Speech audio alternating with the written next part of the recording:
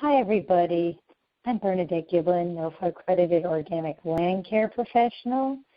Today, I am going to be hosting the social marketing to drive the demand for organic land care. This is a webinar underwritten by the Long Island Sound Future Fund Grant. It was a presentation I originally gave during the NOFA Organic Lawn and Turf course, and we are making it available to lawn and turf professionals, accredited organic land care professionals, with the sole purpose of raising awareness of how to really use social marketing tools to further educate your communities, your clients, all those stakeholders about just how important organic lawn and turf care is in protecting the health of our water. That's why I chose this picture of me on the ferry on my way from New London over to Orient Point with the beautiful Long Island Sound behind me. It's a very sensitive ecosystem.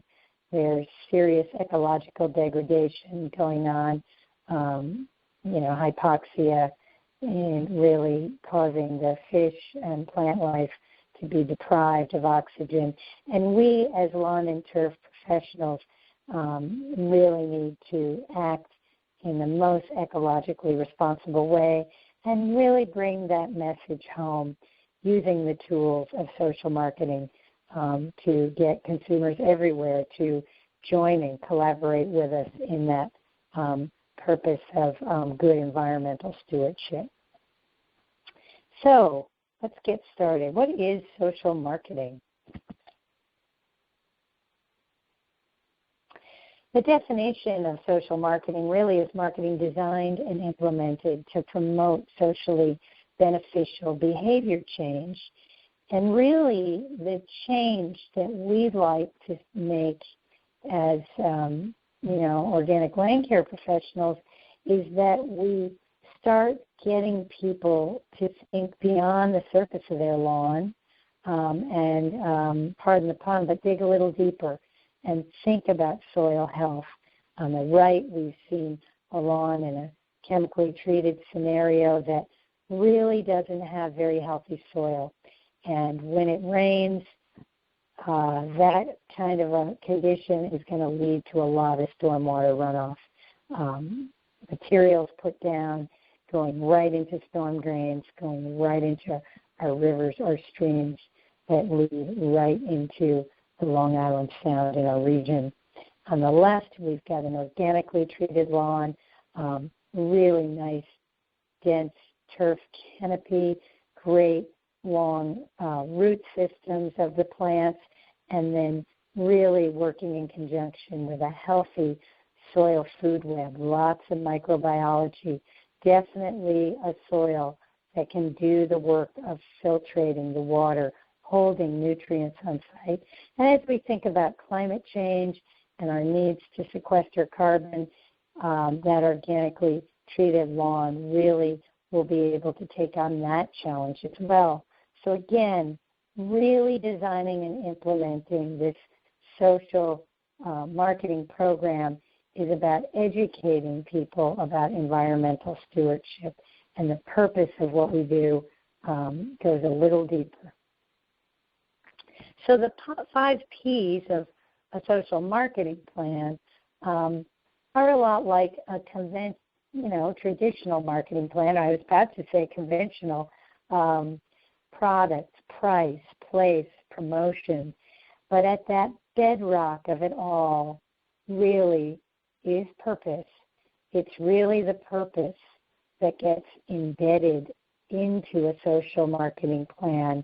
And I really thought it was important to include the word collaboration because we want to engage people to collaborate with us.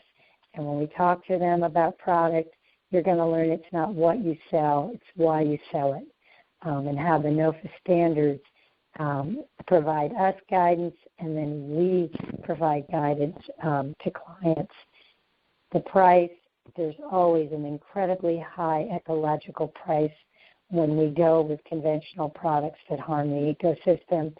and ROI is the acronym for return on investment. We'll examine how organics is actually a good investment for homeowners. Place, well, most of us don't have a bricks and mortar store. Many of us do, but people are really, we need them at their place, in their yards, in their backyards, community members, on playing fields. That's the marketplace where we work. We have to connect people to their sense of place as part of what we do.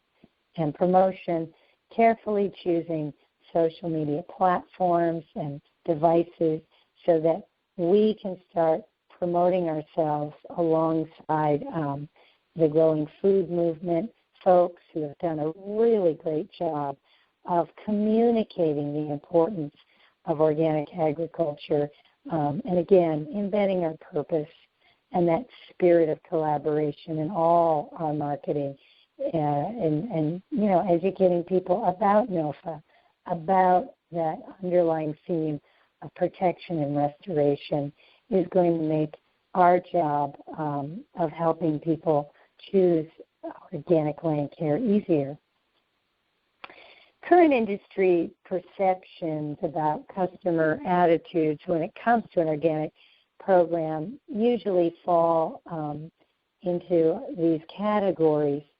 Often I hear when I talk to residential clients or community members, people, government officials who are making this decision, that cost is really the most important issue in deciding on an organic program, and that beauty is the other factor that weighs heavily. Hey, Bernadette, I'd go organic, but really it's too expensive. And, geez, I don't want it to look bad. All those weeds, all brown. I need it to be green.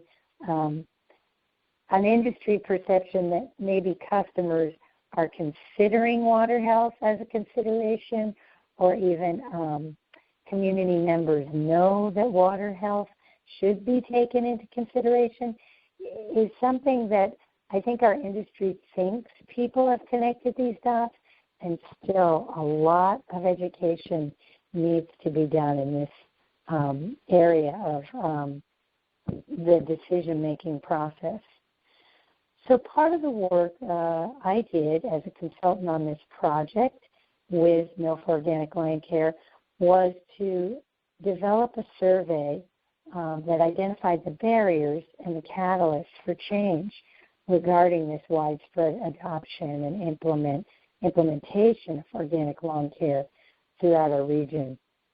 We surveyed the group of students who attended the one-day OLC certificate course in lawn and turf, and we asked them some questions about themselves, about their businesses, and about what they were hearing from their customers as they go on sales calls or they deliver services to clients throughout the season. What we found out from them in regards to customer attitudes was a little different than what we've been hearing from consumers and industry professionals and people in government, was that the customers who they're working with found that human and pet health issues were really their greatest concern in making this decision to go organic, followed by environmental concerns, third being affordability, fourth being the beauty issue, and actually water quality actually being a little higher than the beauty issue. So again, the customers that they found that were making the decision to go organic were really weighing heavily in on the human and health issue, the environment, and then the affordability. So this is kind of a different perspective, but one that we really need to know when we're doing that social marketing, really trying to engage people in that adoption we really need to keep telling them that story, that what may seem low cost on one end is very expensive on the human and ecological health end. Other research out there, this is by a big garden organization, these statistics really confirms that for a decade, consumers have been asking more often than not for safe organic lawn care. And that stat showing that 5 million U.S. households in 2004 were using all natural fertilizers, weed, insect control, and then we saw that jump up to 12 million in 2008. And that number does continue to rise, as we see in the second bullet, that 17 million more say they'll definitely start using all natural methods. And why?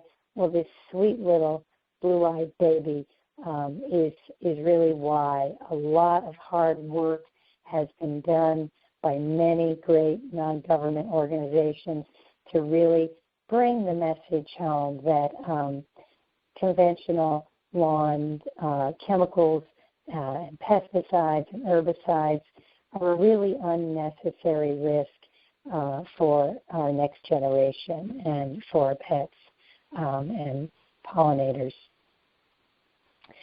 And yet, still, there is a gap that we need to address.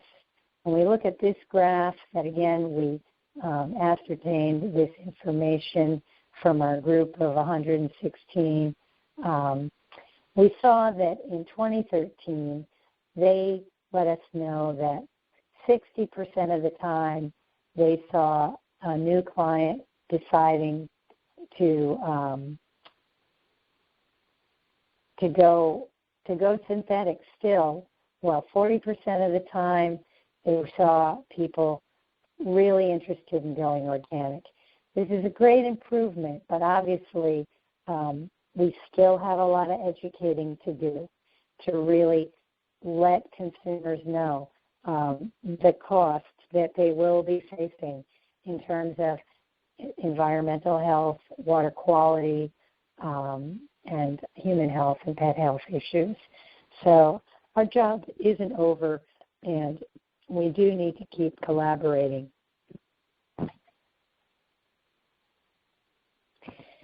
And when they talked about the percentage of their existing customers who switched from a synthetic to organic program, again, it's a lower number. 25%, that green bar, are those existing customers that these AOLCPs and organic turf professionals and maybe just lawn and turf professionals trying it out, they got 25% of them to switch, while 44% really were unwilling to switch over. So often it's going to be easier to get a new client to go organic, an existing client who's already been on a chemical program. Nationally, out there, a lot of legislation is happening in states, California, Connecticut, Delaware, Maryland, Massachusetts, New York, New Jersey, North Carolina, D.C., with the banning of Roundup, Oregon, Washington State, all putting legislation around limiting the use of products, and Connecticut, great K through 8, done away with the use of pesticides on school grounds, New York on playing fields, and New Jersey, the legislation did get shot down, but again, all of them are looking at nutrient load reductions, the elimination of phosphorus, and it's because of water quality, folks. This was just this month that the EPA is moving on water protection, clean water protection legislation. So the message is out there. It's just all about continuing to bring it to consumers. And then in our own Long Island Sound region, the Long Island Sound study documented the negative effects of hypoxia, due to, the dissolving of oxygen caused by this runoff that's severely impacting ecological health. This is a case study that I worked on in Western Massachusetts, which used the correlation of near-infrared imagery with soil and water test results, really starting to show people that, in fact, high use of synthetic products can correlate to a high amount of nitrate in water. And what has profoundly impacted our industry and really helped to make the education of consumers easier is the growth of the stormwater problem.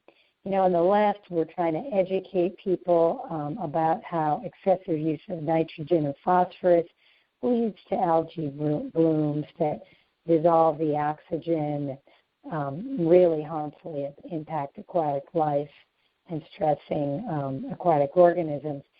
And now, I think due to the events in New York City in which we saw with Hurricane Sandy, just massive flooding going on and really waking folks up that our stormwater problems are real, and we need to start engaging in this conversation of how we are going to do things differently to obviously protect our infrastructure, but also to protect our ecosystem.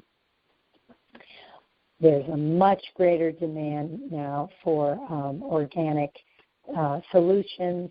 My friend Barry Draycott here on the right, applying compost tea to sensitive plant areas right along streams and riverways.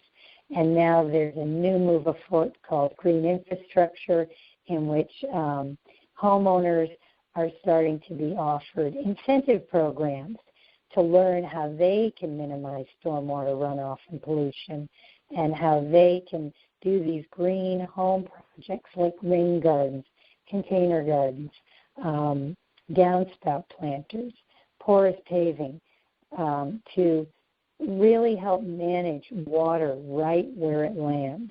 It's no longer that we're going to be putting water into a pipe in the ground. We really want to start thinking about how we can engage soils and plants and collaborate with the natural environment in order to protect our water. So as lawn care professionals, all this data that, this geeky guy, what the bleep do I do with all the data? All this client data, national data, regional data, local data about what people really know, what they don't know, and how we can relate to them everything that's going on so that they can be more informed consumers, that when they make that choice how to care for their lawn, they can know that it's a choice that also cares for their water. They can know that dollars spent in the short run will actually impact their ecosystem with greater health in the long run. So again, those keys to social marketing is really the key of adding purpose whenever we talk about product, talk about the price, talk about the place we live, and when we promote that, always injecting the purpose is to protect, the purpose is to restore, the purpose is to partner with our local communities, whether that's trying to do athletic fields or even a residential client.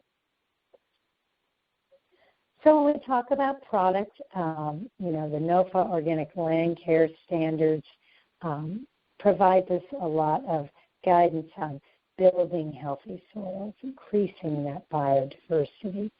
I love this shot of protecting children and pets.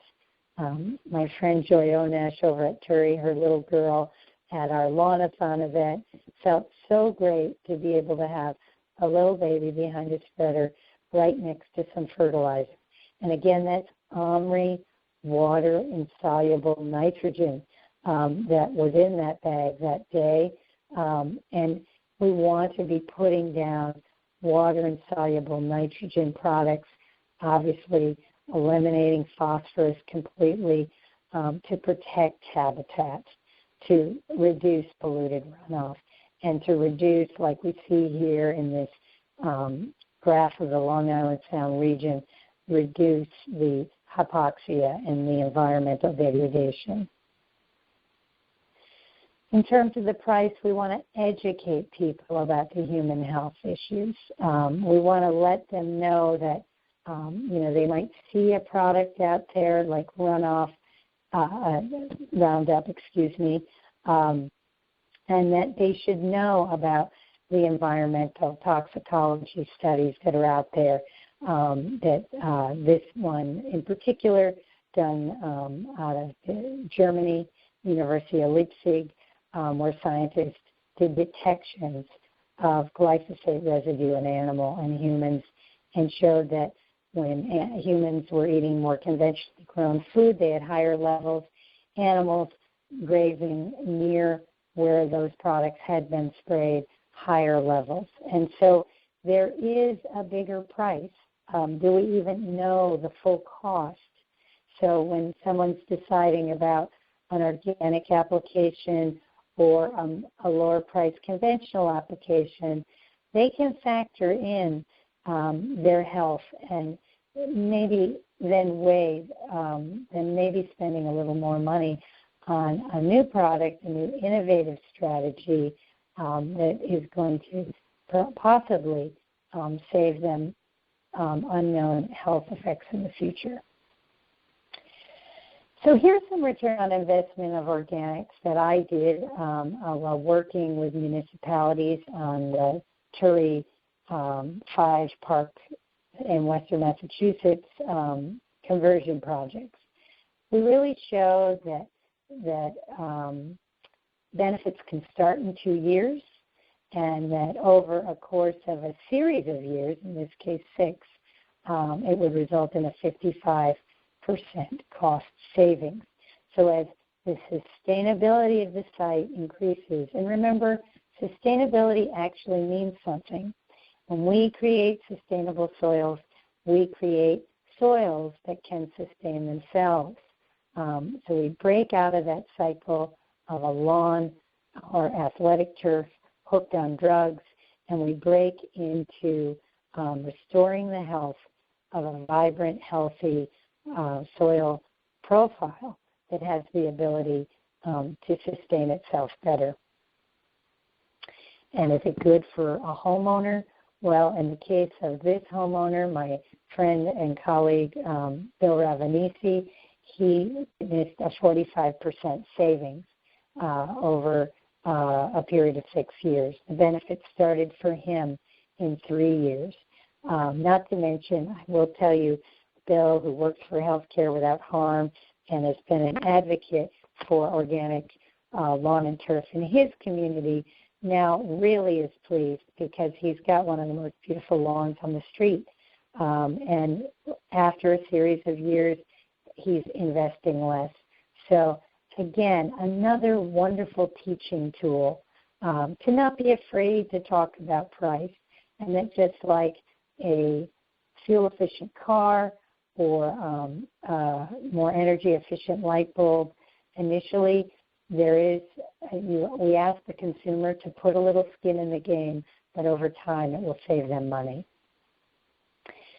And we do this because the place where we live, whether it's on our local street, in a town or a community, and, really we're talking about ecological health all over the world, we're dealing with these environmental fallouts. It used to be that people just thought about the toxic runoff, and now we know that these pesticides and herbicides are adversely impacting pollinators, impacting all kinds of species.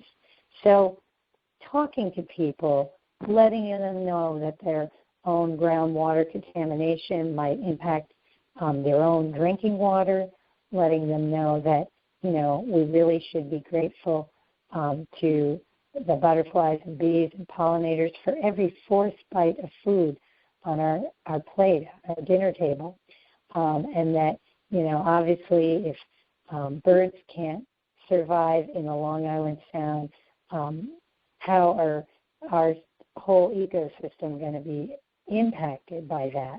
So we need to all become good stewards of the place where we live here on the earth. In terms of promotion, organic is expected to grow more than any other service in the landscape industry this year. So this is from Landscape Management magazine, just last December. 44% of lawn care firms are now offering organic, or notice how it says natural programs. And yes, 57% in this industry survey analysis, they're saying that 50% of the clients are generally willing to pay more, but there are 43% who don't want to pay more, but still want an organic option. So as professionals, we need to be sensitive to the price points of consumers, and we also need to educate them about, what's the difference between organic or natural, and what they're going to be able to receive, what's the value added in them, to continue to have that conversation with them to get them on the organic path. Promotion really is something that we all need to think about doing on platforms like Facebook. What we used to call public outreach, we now call social media. And Facebook, in this, another graphic from Landscape Management magazine, Facebook seems to be the platform that most landscapers are participating on, followed by LinkedIn, and then Twitter, Google, and Instagram. So this is the place where the conversation is being had, and devices like cell phones and these social media platforms are going to make you the most successful in marketing your business. Being able to have that conversation with those kind of client base that's talking about sustainable, local, healthy food and practices is probably going to be happening for you a lot more there than it did in maybe in a business ad in a newspaper. And it's going to be cheaper over time because you can get on there, you can find your voice, you can connect with different groups of people in your local community, throughout your region, across the country, and really the globe. And again, talking about that purpose, it's not what you sell, it's why you sell it. There's a great YouTube presentation by a gentleman named Simon Sinek that I really love. In it, he talks about it really isn't what you sell. He talks about Martin Luther King, how he didn't have a plan, he had a dream. So going around and sharing your excitement for plants, sharing your story of what got you on the organic path, telling people your dream and vision for safe playing fields. It's really letting people get that bit by that bug of passion that each one of us gets bit by. We see how organics really looks, how it's really more beautiful, how in time it is more cost effective, and feeling good about that. And finding a way to really share and connect with people is a lot of really that embedding that purpose into your marketing plan, really socially getting people excited about organics, and in wherever they are the issue. I know I'll tell you a little story about I was at a day-long event, and we were positioned right next to the recycling committee. And all they wanted to talk about was recycling. And they had some wonderful community members who were receiving awards for doing an exemplary job of diverting food waste out of their trash that was going to go to the landfill. So I started having a conversation with this one mom and talking to her about lawn care. And she said, this is what my husband does, and he takes care of the lawn, and, the kids are fine. And then I was talking to her about colony collapse disorder and how, in fact, pollinators are being impacted by pesticides and herbicide use so widely occurring on landscapes that are conventionally maintained. And she was really upset about that. And she really looked at me and said, I really need to talk to my husband then. For her, it wasn't really an issue that she tapped into in any other way other than tapping into her incredible commitment to the pollinator community as a master gardener. So wherever, you share that connection with people is where organic land care can help to be more understandable and relatable for consumers. Purpose and collaboration. I collaborate with the Organic Land Care Program, and I collaborate with many people in my local community, and I share the standards and the more than 10 years of work by the landscape professionals and scientists and other activists who made up the committee. So really bringing that same spirit of collaboration that the OLC committee brought as they extended their visions and principles of organic agriculture to the landscape where people live, work, and carry out their lives, bringing that into those conversations, just sharing people with people that you are accredited, that, there is standards here. You're not just making it up as you go along is a big part of the purpose that people can respect. More of purpose being people, and their health and their wellness. I wanted to include this new market research that I had done about the millennial generation. So you see these folks up in the upper left-hand corner. I read this piece on a great site called takepart.org. It's a digital media site that really engages people in signing petitions and connecting around environmental sustainability issues. In this piece, it talks about how this Generation Y, the millennial generation, did not put McDonald's on their top 10 restaurant list. And this is uncommon for McDonald's. And the reason this group, 80 million strong, didn't do so is because they, as a generation, it's really important to them how food is grown. And they really want sustainably grown food. So, we've got a new kind of consumer, a new wave of young people that as they begin their lives building homes and families, they will go on to influence the next 80 million that follow. So it's their kids, their pets. They know they want sustainably grown food. It'll be much easier for us to have conversations with them about sustainably grown landscape. So knowing about that they share this purpose with us, that these are the people that we want to reach out to and find on social media platforms to let them know about our work and help to move the movement of organic land care forward. So here's a summary of the successful social marketing strategies.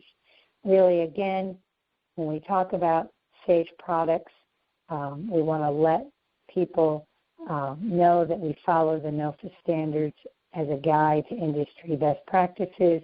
We're not putting down excessive amounts of nitrogen. We are using OMRI-certified products that are non-water soluble, that break down slowly. We do a series of best practices so that we don't contribute to stormwater runoff. And again, as we sell that to people, always embedding the why.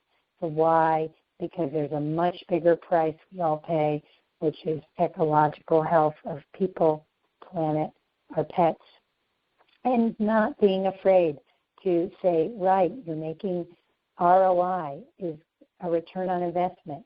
You are making an initial investment that you will experience a high return on some cases 30 to 40%, in other cases 50 to 60%.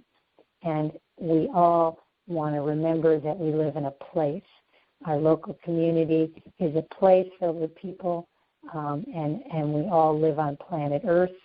So as we meet people in business on their own lawns, we want to educate them about local water health, regional water health, and let them know right now the EPA is leading a national conversation about national water health, and then promote that.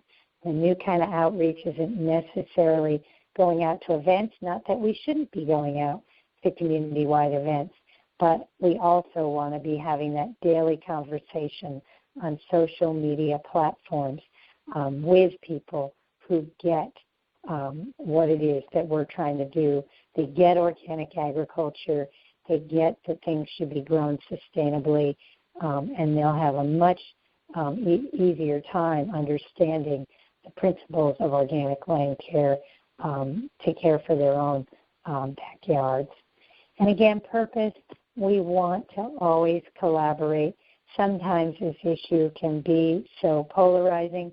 I know just in my own local community, 9 months ago was a polarizing conversations about herbicides through conversations with city leaders about organics, about the investment, about the return on investment, about human and environmental and ecological health with members of those food-growing communities and members of local neighborhoods and members of government.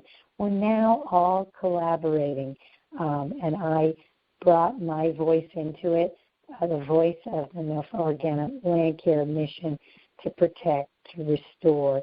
And I did that in service to my community, and people really are all getting on board behind now doing a portion of athletic fields in an organic approach. So it is a successful strategy, and I am grateful that we are all in this together with the commitment to love clean water. And talk to you later. Bye.